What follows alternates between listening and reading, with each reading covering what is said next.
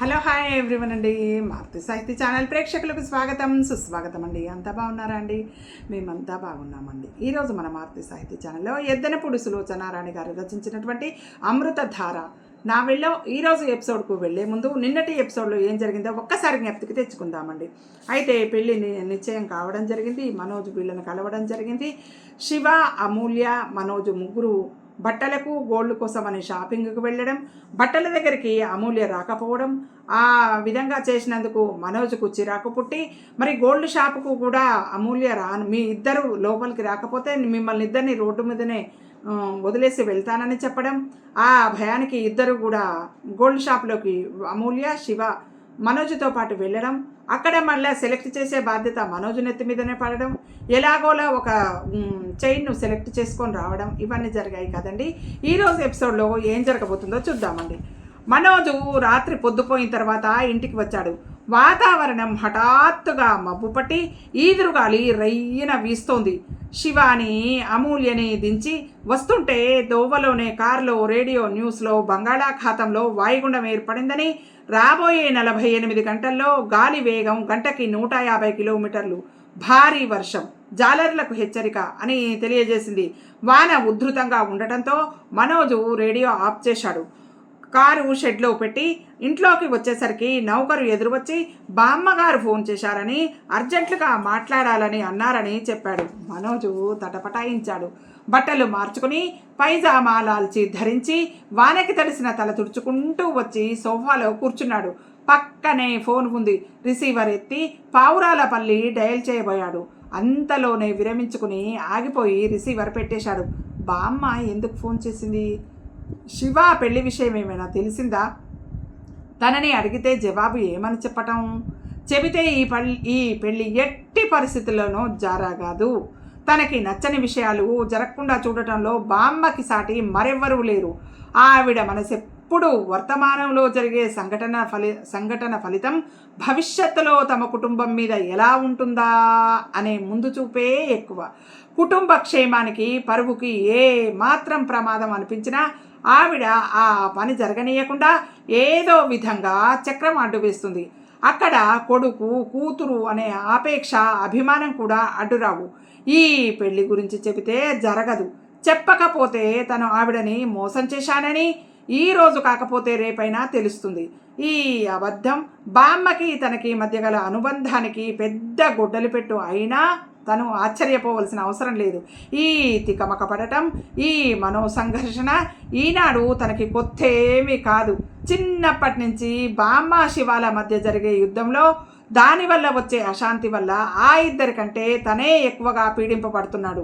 విభిన్న ధృవాలు, బద్ధశత్రువులు అయిన ఈ ఇద్దరిని సమన్వయపరచడం అనేది చిన్నప్పటి నుండి తనకి ఒక యుద్ధమే. ఈ యుద్ధంలో యుక్తితో కొన్నిసార్లు, నిజాయితీగా కొన్నిసార్లు, ఆత్మీయతతో మరికొన్నిసార్లు తను ఇద్దరిని పోగొట్టుకోకుండా గెలుచుకుంటూ వస్తూనే ఉన్నాడు.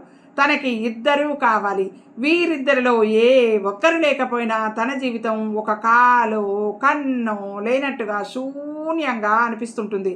అసలు తన మూలంగానే శివ ఇన్నేళ్ళు ఈ ఇంటితో అనుబంధం తెగొట్టుకోకుండా ఉన్నాడు.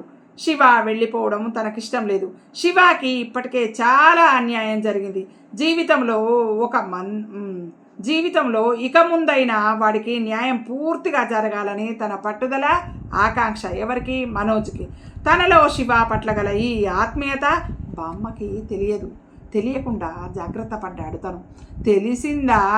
బామ్మ ఎప్పటికప్పుడు అక్కడికక్కడే తేల్చేసుకోగలదు. అవసరమైతే నాతో పాటు తనని బయటికి పంపించేయగలదు. ఆవిడ వెళ్ళగొడితే బయటికి వెళ్ళలేని పిరికితనం తనకేమీ లేదు. కానీ ఆవిడ మళ్ళీ ఒంటరైపోతుంది. అడుగున జీవితం ఆవిడని ఏదో విధంగా శపిస్తూనే వస్తూనే ఉంది.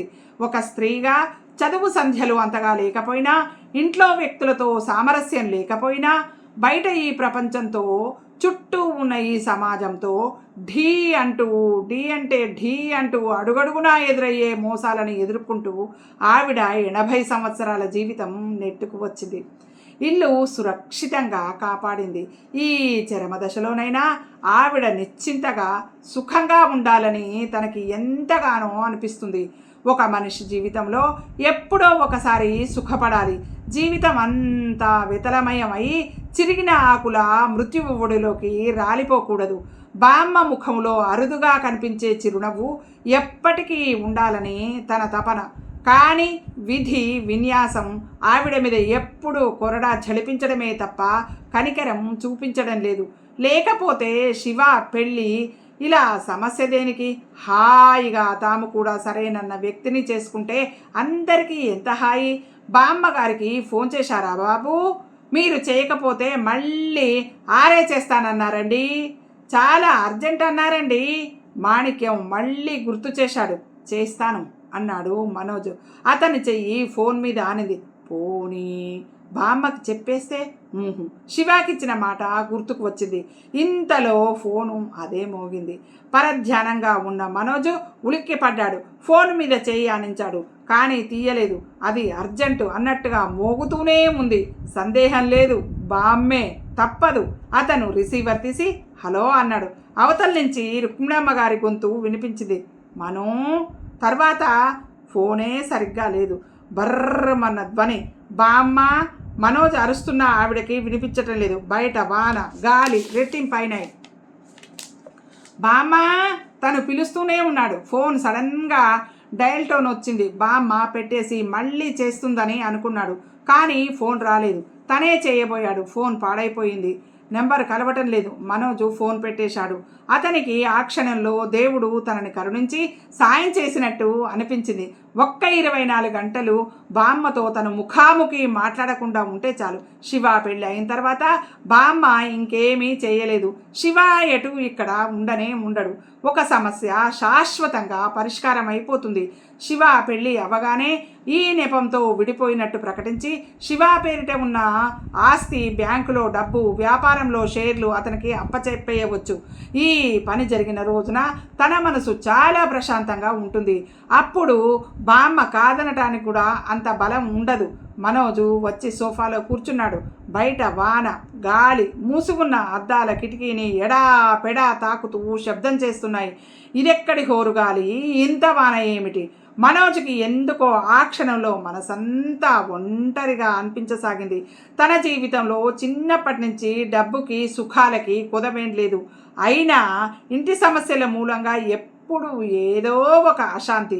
చిన్నప్పుడు చదువుకునేటప్పుడు తన తోటి పిల్లలు సెలవులకి కన్యాకుమారి, కాశ్మీర్ అంటూ ప్లాన్లు వేసుకుంటే తను సెలవులు ఎప్పుడొస్తాయా, ఎప్పుడెప్పుడు పావురాలపల్లి వెళ్ళిపోదామా అని ఎదురు చూసేవాడు. అక్కడ బామ్మ ఒక్కత్తి తన కోసం 1000 కళ్ళతో ఎట్లా ఎదురు చూస్తూ ఉంటుందో తనకి తెలుసు. తను వచ్చిన క్షణం నుంచి ఆ ఇంట్లో సందడే సందడి. బామ్మ 1000 ఏనుగుల శక్తి వచ్చిన దానిలా ఉత్సాహంగా ఉండేది. తనతో పాటు శివ కూడా బామ్మకి అలా చేదోడుగా ఆపేక్షగా ఉంటే ఆవిడ ఎంత సంబరపడేదో కదా. అనవసరంగా ఇద్దరు ఎప్పుడో గతించిపోయిన విషయాలు తవ్వుకొని హాయిగా ఉండాల్సిన ఇంటిని సమస్యల వలయం చేసేస్తున్నారు. తను ఎంత మొత్తుకున్నా ఇద్దరి పట్టుదలలు వదిలేవాళ్ళు కాదు. మనోజు కాళ్ళు చాచుకొని వెనక్కి వాలి పడుకున్నాడు. మాణిక్యం వచ్చాడు. పొద్దుపోయింది, పడుకోండి బాబు అన్నాడు. చిన్న లైట్ వేయనా? నిద్ర బద్ధకంగా అన్నాడు. మాణిక్యం పెద్ద లైట్ తీసి చిన్న లైట్ వేసి వెళ్ళిపోయాడు. దిండు ఒకటి తెచ్చి మనోజు తల కింద పెడుతూ, చెప్పటం మర్చిపోయానండి, మీరు ఊరిలో లేనప్పుడు కరుణాకరం గారు వచ్చారండి. నిద్ర కళ్ళని ఆవరిస్తుండగా అన్నాడు. మాణిక్యం ఇంకేదో చెప్తున్నాడు. నిద్ర వచ్చేస్తున్న మనోజు వెళ్ళమన్నట్టు ఎడంచెయ్యి ఊపాడు. మాణిక్యం వెళ్ళిపోయాడు. తిరిగి అలసిపోయిన మనోజు గాఢ సుషుప్తిలోకి జారిపోయాడు. అలా ఎంతసేపు అయిందో. Calling bell గయ్యన మోగుతోంది. మనోజుకి మెలకు వచ్చింది. బెల్ ఆగకుండా మోగుతూనే ఉంది. వస్తున్నా. మాణిక్యం నిద్రలో నుంచి లేచినట్లు వచ్చి పరిగెత్తాడు. మీరా అంటున్నాడు. కాళ్ళు బురద అయినాయి, నీళ్లు తీసుకురా. అది కరుణాకరం గొంతు. మనోజు టైం చూసుకున్నాడు. 5 గంటలు కావస్తోంది. మనోజు గభాల్న లేచి కూర్చున్నాడు. అబ్బబ్బా, ఏం వాన. కరుణాకరం లోపలికి వచ్చాడు. ఏమిటి ఇప్పుడు వచ్చారు అడిగాడు మనోజు. బామ్మగారు పంపారు. బామ్మ? ఏం పని? అదేమిటి బాబు, మర్చిపోయారా? ఎల్లుండి నాన్నగారు పోయిన రోజు సంతర్పణ ఉంది. పేదవాళ్ళకి చీరెలు ధోవతులు తెమ్మని పంపారు. మీకోసం నేను వస్తే వైజాగ్ వెళ్ళారని అన్నారు. ఫోన్ చేస్తే బయటకి ఎక్కడికో వెళ్ళారని అన్నారు. మిమ్మల్ని రేపు నాతో తీసుకురమ్మని బామ్మగారు చెప్పారు. ఓ మనోజు నిస్సహాయంగా చూశాడు. రేపు నాకు కాస్త పని ఉంది. రేపు రాత్రికి బయలుదేరి వస్తాను. బట్టలన్నీ రేపు తీసిస్తాను. మీరు 11 గంటలకి వెళ్ళిపోండి అన్నాడు. అలాగే అన్నాడు ఆయన. మనోజు లేచి వచ్చి తన బెడ్రూమ్లో పడుకున్నాడు. బయట వానజల్లు పడుతోంది. ఇంకా కాళ్ళ దగ్గర ఉన్న రగ్గు తీసి కప్పుకున్నాడు. వెచ్చగా ఉంది. అతనికి బాగా నిద్ర పట్టేసింది. మనో మనో లే, ఎవరో లేపుతున్నారు. మనోజు బద్ధకంగా గాఢ సుషుప్తిలో నుంచి కళ్ళు విప్పాడు. ఎదురుగా శివ ముఖం. మనోజు నుదురు చిట్లించాడు. సందేహం లేదు, నిజంగా శివాయే. ఏయ్ లే, ఏమిటి మొద్దు నిద్ర? నీకు ఈరోజే దొరికిందా? టైం ఎంత అయిందో తెలుసా? మనోజు టైం చూసుకున్నాడు. బాప్రే, చటుక్కున లేచి కూర్చున్నాడు. 8:30 అవుతోంది. నేను ఇంట్లో కాలు పెట్టగానే ఆ శకున పక్షి ఎదురయ్యాడు. ఎవరు? కరుణాకరమా? అవును. ఆయన ఎందుకు వచ్చారు? నువ్వేమైనా ఆవిడ గారికి? నోర్ముయ్, రేపు డాడీ పోయిన రోజు. నేను మర్చిపోయాను. నన్ను తీసుకురమ్మని బామ్మ పంపించింది. ఎప్పుడు వెళ్తున్నావు? సాయంత్రం నీ పెళ్ళయి మీ వధూవరులని రైలెక్కించిన తర్వాత. శివ ఈరోజే బెంగళూరు వెళ్ళిపోతానని వచ్చిన రోజునే టికెట్స్ రిజర్వ్ చేయించుకున్నాడు. నా సంగతి ఏం చెప్పలేదుగా? చెప్పలేదు. అయినా చెబితే మాత్రం నిన్నెవరాపగలరు? అది నిజమే అనుకో, కానీ ఆ ముసలావిడని నేను నమ్మను. ఆవిడ ఏదైనా చేయగలదు. ఆవిడకి హనుమంతుడు లాంటి ఈ శకునపక్షి ఉన్నాడుగా. శివ పెళ్లి రోజు కాస్త శివ పెళ్లి రోజు కాస్త ఈ రోజైనా శాపనార్థాలు ఆపు. ఓకే, నువ్వు నాతో వస్తున్నావా? కరుణాకరంతో వెళ్ళి షాప్లో చీరలు ధోతులు కొని పంపాలి. ఆయనని బస్ ఎక్కించి 3 గంటలకు సరిగ్గా నీ దగ్గర ఉంటాను. ఆదుర్దా పడకు, అన్ని ఏర్పాట్లు అయినాయి. నేను వస్తూ దండలు తెస్తాను. అబ్బా, ఎన్నడూ లేనిది ఈ వాన ఏమిటి బాబు?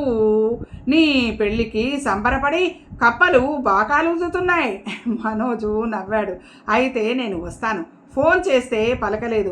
ఉన్నావా లేదా అని పరుగెత్తుకుని వచ్చాను. శివ లేచాడు. మాణిక్యం కాఫీ తీసుకురా. కూర్చో శివ, ఆఖరిసారి కలిసి కాఫీ తాగుదాం. శివ అన్నట్టు మర్చిపోయాను. రాత్రి చీర మంగళసూత్రం ప్యాకెటు కారులోనే ఉండిపోయాయి. తీసుకువెళ్ళు. బీరువా దగ్గరికి వెళ్తూ అన్నాడు మనోజ్. నీ దగ్గరే ఉండని. నేను ఒక పని మీద వెళ్తున్నాను. ఇంటికి వెళ్ళటం లేదు. నువ్వు వచ్చేటప్పుడు పట్టుకురా. మాణిక్యం కాఫీ తెచ్చాడు. ఇద్దరూ తాగుతున్నారు. శివ గబగబా తాగేశాడు. నీ పెళ్ళికి ప్రతి చిన్న పని నా చేతనే చేయిస్తున్నావు. ఏమిటి నాకు బహుమతి? శివ నవ్వేశాడు. చాలా అరుదుగా, ఎంతో హాయిగా, ఆనందంగా ఉంది. ఆ నవ్వు నీకా? అమూల్యని అడిగి చెబుతాను. ఏమిద్దామంటుందో. బహుశా జీవితాంతం గుర్తుపెట్టుకునేది ఏదో ఇవ్వాలి అంటుంది కాబోలు. Shut up Shiva, get out please. కోపం తెచ్చిపెట్టుకుంటూ అన్నాడు. ఆ మాట నిజంగా అంటున్నావా? నేను అనేదేముంది? నువ్వే ఆ పని చేస్తున్నావు. నువ్వే వెళ్ళిపోతున్నావు. నేను ఎక్కడికి వెళ్ళను మను. శివ వెళ్ళబోతున్న వాడల్లా వెనక్కి తిరిగి మనోజ్ దగ్గరికి వచ్చాడు. మనోజ్ ఛాతీ మీద చేయానించి చిరునవ్వుతో, ఇక్కడే శాశ్వతంగా నిన్నెప్పుడూ అలజడి పెడుతూ అశాంతి పాలు చేస్తూ ఉంటాను.